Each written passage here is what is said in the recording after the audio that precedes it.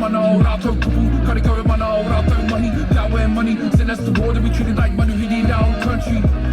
Hi-yo, you are the manuhiri, this is our country, must have remind you forget about something.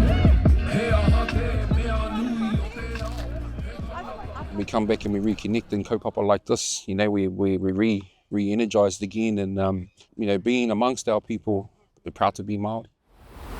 No mai haere mai, everybody gets a kai. He whenua rana tula, 1835. Time to respect the cover of our marae. We are the people of the land and sea. O tēnā tātou, ko Tipene Aoma tōku ingoa. Māori hip-hop artist, kaupapa driven. Started off with hip-hop and rapping with the bros in the shed and feeling drawn to these kaupapa. It makes me feel like I have purpose with what I'm doing with hip-hop. These words have been rippled through the motu. Nei he aha te nui I tēnei ao he tangata. And it's just reinforcing, you know, continuing that resolution of our people. You know, look at what's happening in the political world. It feels like they haven't got people at the front of anything. You know, it's about everything else except he aha te nui o te ao, you know, he tangata. You know, that to me stood out, and I just thought, there needs to be a song. There's no way I would have made this on my own. But I believe kaupapa driven, you know, you'll find the kaupapa people. When I met Iru, I sent him an idea using that whakatauki, and he responded immediately. Tai mai ki tēnei rā, kua huake, kua tinana mai tēnei mea, me taku oho I te mea. Ki hauwi mōhio, ko te kaupapa o te waiata, ko te haka tauaki nā taku tupuna tonu. No reila, e mea tūpono noa tērā e rangi mahi wairua. Yeah, I really think the bro just brought a whole nother level of mana. He said, if this is the only song I'm ever on, I'm proud it's this song. So.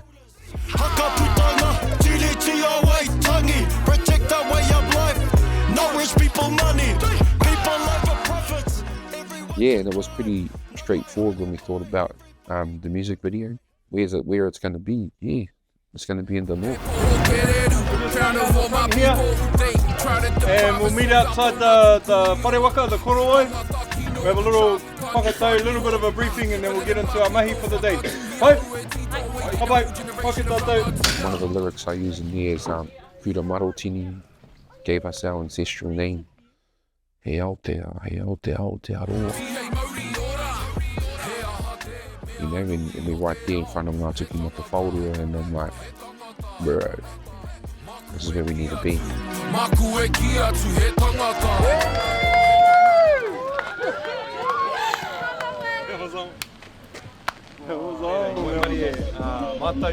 ngā reanga katoa, kaumātua mai, ngā whaianga matua, tainoa ki ngā tamariki, ngā mokopuna. E whakatinana nei tēnei whakataiki.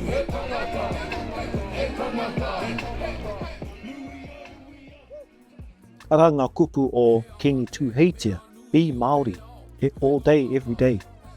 So koira te tino mahi, kia tū rangatira I roto I tō Māoritanga, kia tū Māori. And koira taku kitenga, koira taku rangona, I roto I ngā waiata o te hoa o Tipene.